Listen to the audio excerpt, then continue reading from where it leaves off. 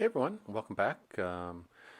So we continue along with the firewall forward installation, getting the gas coolator installed, which is just in the lower portion of the fuselage, or I'm sorry, the firewall here.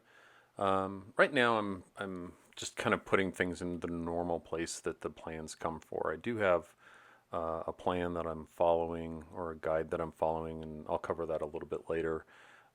It's a little bit more elegant and requires a lot less or a lot fewer fuel lines. At least I think it does. So we'll see this as we go along. But I'm getting ready to get the canopy installed here, and I had a little bit of work to do, and just I wanted to make one more vacuum sweep in the rear portion of the fuselage, make sure I get all the little stuff that's floating around in there before I put this on. Had my neighbor Randy come over and help get the canopy off. The canopy is just a little bit too big for one person to maneuver, and especially when you've got the garage door open and just all this stuff. And got out one of my cameras to see if I could identify the path on the cable or the wire in the canopy, and it's just inside the uh, uh, hole or one of the holes, and then there's actually a tube that's run when they build the canopy portion of things. Once you find the hole, it's not horrible to run the wire through it, and I had enough room, so I figured I'll run two sets of, I think it's three pair of wire, maybe four pair per wire bundle. Just to have a spare. It's a whole lot easier to run it now when I'm doing the install. I'd rather have it there than and not need it than need it and not have it. So if I never use it, not a big deal. Um, so one more sweep or vacuum around there, get that back around and put it back up. Another neighbor came over. That's Jason. Has been very. All my neighbors have been very helpful, especially for those quickie. I hate, I can't do this by myself and need some help lifting. For whatever reason, the Longeron's pieces didn't have pass-through holes going down through the side skin there, so I had to add those in.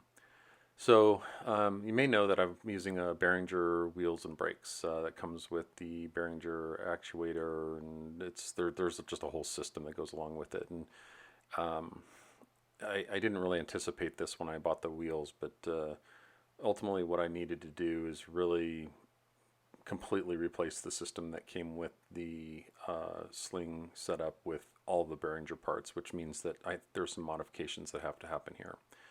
In this particular case, the brake actuator, the springs there are a little bit wider than what the opening is for the actuator that comes from the Sling factory, or the Matco actuator. I think that's the brand on the other one. I know the wheels are Matco, but I'm not sure if it's the actuator. So what I had to do, so this is a shot of the width. The spring there is actually covering up the width, and that's I had to replace the red uh, attachment point with the one that came from the Matco. I got it to fit on there, and it works perfectly with the arm. But what I needed to do was basically add width to the mount point or the opening that spring goes through. So what I did was I traced out some templates on the I don't know, I don't even know really how to call it. Basically, how the cut is on the actuator or the part that it pivots off of. So I had a good idea of what the area was, and then just added extra depth to it so I could bend the material and make basically a bigger channel and then rivet it back on in such a way that it now has a wider path to it. Um, I didn't lose any strength or rigidity on it. I mean, it's every bit as strong in that particular perspective. It's just that, and that's me actually cutting into the throttle quadrant there for the brake mechanism, um, as, to allow for the rivets, or I'm sorry, not the rivets, but the added width to go onto that. And I'll have a picture here in a second on what it looks like.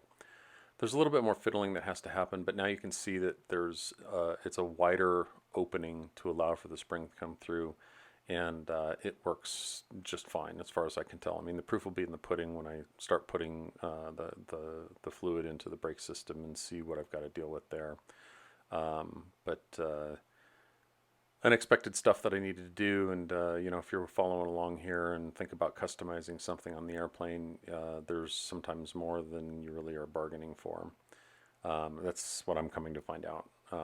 Anyway, so I wasn't quite ready to put the canopy on. I didn't have a lot. This is all evening work that I'm doing, and I knew the canopy work was going to take a little while, so I'm keeping myself busy with cutting out the foam for the inside of the skins. I still have to do it for the final skins that go in, but I figured, well, I'll just get this done, and it's a lot of up and down, and this is all the stuff that I was really trying to avoid when I was spending so much time before I put the side skins on. But at some point in time, you just have to pull the trigger and move it over, or put the side skins on. So there's a lot of extra parts and pieces when you go with the hard fuel line. Again, talking about making customization. I made the decision a long time ago that I was going to do hard fuel lines instead of the rubber ones because I want to do this once. So I spent a couple hours one evening just going through and making sure that I had all the right parts, and then ordering additional ones and doing all of that. Here I am using some clear caulk to basically fill in the gaps on the channel. I'm not, at least at this point in time, I'm not anticipating using the vent that runs along the side for the heat duct. I'm working on running a center channel through that. But I wanted to at least prepare that and have that section done. So it's canopy mount day, and I'm going through here and prepping all the surface with all the I forget the name of the material, but it's covered in the manual, and you just basically get that. It's actually kind of a neat process. It doesn't. I don't find it smells or anything like that, but basically it's like, there's a cleaning stage where you go through and you clean all the surfaces, both on the canopy and then on the inside of the skin. And then there's this stage here where it's almost like you're laying down a surface for the adhesion to bond to the canopy and to the aluminum material. So you can see here, this is the first pass on this. Sikaflex, that's what it is. And once you get this done, then you go through and you do the what traditionally would be like caulking. It's the Sikaflex caulk, and this is where the material really bonds between the canopy and the fuselage itself. You've got time to work with it. It's not like working on the wings where the clock is very loudly ticking away. But I found that moving with purpose was definitely important. Could you do this faster with two people? Sure. But I'm doing most of this. Trying to be really careful not to get goopy stuff all over me and spread it around. The same rules for doing the fuel tank supplies here. You get it on your gloves. The gloves come off. You put a new set of clean gloves on. And so you go through a half a box or more of rubber gloves. And also I found that Harbor Freight has the best gloves for the best price. I go over and buy 2 or 3 boxes at a time. So putting this in place, that is a 2-person job. My wife Lori came out and she helped ease it into place here. I didn't find that I had to do a lot of trimming to get it to fit into place. The trimming that I needed to do on the canopy really was in the aft portion of it.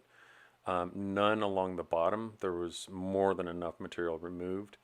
But I do think that there was a little bit on one of the side flanges on the canopy that I probably should have nicked off beforehand, because the skin definitely protrudes a little bit more than what I like. And then at this point in time, getting the clecos in to make sure that it is set in place exactly where it needs to go. I took the lower portion of the blue tape off because I didn't want to rivet the blue tape underneath the rivets. I want the rivets going straight up against the metal, and then just clecoing everything in place to get it. This is the standard every other hole type of configuration that I've been following ever since I started the build process when I'm getting ready to Clico. And it's messy. I mean, you can try to be as neat as possible, but you're squeezing out the Sikaflex, and it gets a little bit on the drill gun or the riveter. So anyway, we'll pick up on that more next time. Thanks for following along. Like, subscribe, share with your friends and family, all that fun stuff. And if you have questions, please feel free to reach out. I'll be happy to answer any of them. Thanks very much.